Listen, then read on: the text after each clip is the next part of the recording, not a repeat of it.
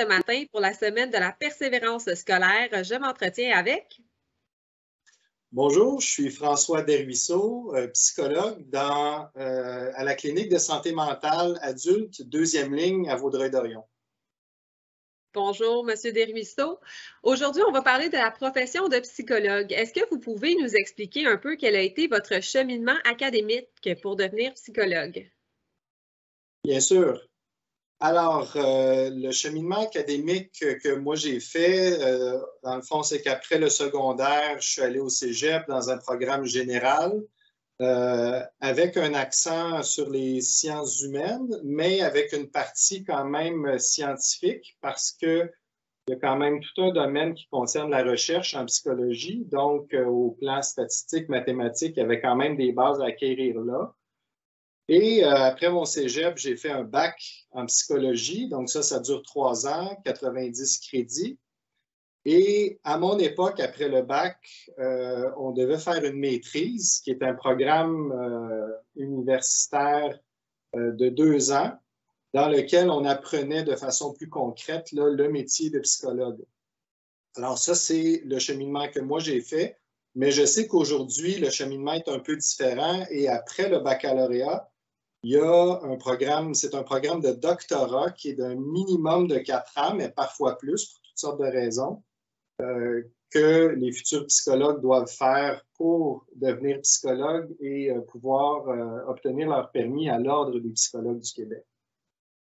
Qu'est-ce que vous aimez dans ce métier-là? Ce que j'aime le plus, c'est la possibilité de pouvoir aider des gens, d'abord des gens qui souffrent moralement, affectivement, qui ont envie de s'en sortir, mais qui, pour toutes sortes de raisons, n'arrivent pas à trouver les façons ou les moyens de le faire. Donc, à travers cette aide-là qu'on peut leur donner, de voir les progrès qu'ils font, de voir tout le cheminement qu'ils peuvent parcourir, spécialement quand c'est un suivi à plus long terme, c'est une des choses que j'aime le plus. Pour vous, une journée type, ça ressemble à quoi exactement? Ça dépend. Disons que ce qui caractérise le plus mon travail, c'est ce qu'on appelle faire de la psychothérapie. Donc, c'est des rencontres avec des usagers d'environ 1 heure, où est-ce que on les aide à mieux se comprendre, à mieux comprendre leurs difficultés. Donc, dans une journée, souvent, je peux avoir entre 3 et 5 rencontres comme ça. Ensuite de ça, il peut aussi avoir ces rendez-vous-là, ça peut être aussi des rendez-vous d'évaluation psychologique où on peut faire passer des tests psychologiques, où on essaye d'établir un diagnostic au niveau des troubles mentaux. À part de ça, d'autres aspects de mes journées, ça peut être de donner de la supervision à des psychologues qui ont moins d'expérience ou des futurs psychologues, hein, des internes, des stagiaires en psychologie. Par moment, ça peut être de suivre des formations moi-même encore parce qu'on a l'obligation de continuer à se former même une fois qu'on est psychologue et à l'occasion d'être supervisé aussi, c'est-à-dire moi-même de recevoir les conseils d'un psychologue ou un psychothérapeute avec plus d'expérience que moi. Qu'est-ce que ça prend comme aptitude pour faire ce métier-là? Bien, je dirais qu'il y a 3 grandes catégories. Premièrement, au plan plus intellectuel ou plus cognitif, d'abord, il faut être très intéressé par la psychologie, ça c'est une chose. Si on n'est pas intéressé, ça part mal. Donc, une fois qu'on est intéressé, je dirais que ça prend d'abord une certaine intelligence. Il faut être curieux. Il faut être capable de réfléchir sous le stress, sous l'impact du stress aussi, parce qu'il y a des gens qui réfléchissent bien, mais quand ils sont stressés, ils perdent leurs moyens. Alors ça, il faut être capable de ça. Puis, il faut faire preuve de jugement aussi. C'est une aptitude très importante. Au plan plus émotionnel, il faut être ouvert à ses sentiments puis ses émotions, puis ouvert aux sentiments puis aux émotions des autres aussi, spécialement les émotions plus difficiles ou plus négatives, hein, comme la colère, la peur, la tristesse. Il faut être capable de faire preuve d'empathie, il faut être sensible, il faut être capable de tolérer la frustration et surtout, il faut être capable de bien se connaître aussi. Et ça, ce que ça veut dire souvent, c'est de pouvoir passer à travers un processus de thérapie nous-mêmes. Ce n'est pas négligeable.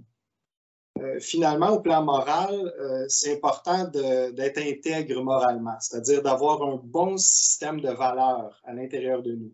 Donc, en résumé, c'est pas mal les aptitudes, les qualités que ça prend pour faire un bon psychologue. Excellent. Pour la semaine de la persévérance scolaire, on sait qu'il y a des jeunes qui peuvent vivre des moments plus difficiles, des moments de questionnement là, au niveau de leur parcours académique. Qu'est-ce que vous auriez envie de leur dire à ces jeunes-là?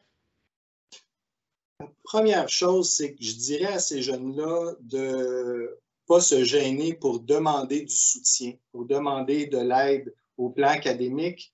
Je pense qu'on est à une époque où, plus que jamais, il y a toutes sortes de formes d'aide qui sont proposées aux jeunes, que ce soit à l'école, avec des centres d'aide focusés sur des matières en particulier, aller voir les professeurs, les disponibilités avec Internet, avec les courriels maintenant, il y a toutes sortes de possibilités qui s'ouvrent. Et il y a aussi des sites Internet, je pense à un site qui s'appelle AlloProf, par exemple, où est-ce qu'il y a des personnes qui sont désignées pour concrètement répondre à des questions par rapport à des devoirs.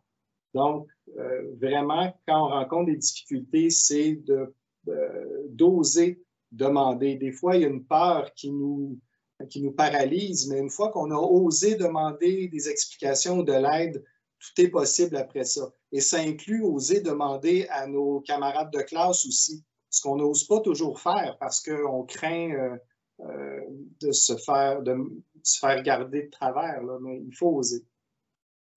Vous, est-ce que ça vous est arrivé de rencontrer une période comme ça qui a été un peu plus difficile? Puis, est-ce que vous pouvez nous dire aussi qu'est-ce qui vous a aidé à persévérer, à continuer votre cheminement? Académiquement, il y a des périodes où j'ai eu un peu plus de difficultés à certains moments. Je vais donner l'exemple où, à l'époque du cégep, j'étais un grand utilisateur du centre d'aide en mathématiques, par exemple. Alors, il y a une période où j'ai eu plus de difficultés, mais j'allais régulièrement voir les professeurs qui étaient disponibles pour aider là, en dehors des heures de classe.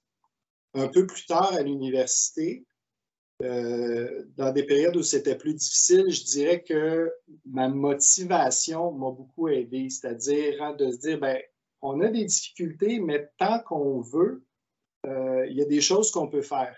Et dans mon cas, ça a fini par résulter dans le fait d'aller en psychothérapie.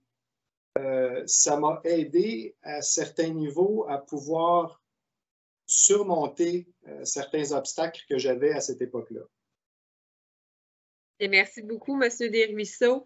On vous invite à suivre notre page Facebook pour d'autres vidéos à l'occasion de la semaine de la persévérance scolaire. Et pour en savoir davantage sur les opportunités de stage et d'emploi au CIS de la Montérégie-Ouest, vous pouvez visiter le site web travaillonsensemble.com. Merci.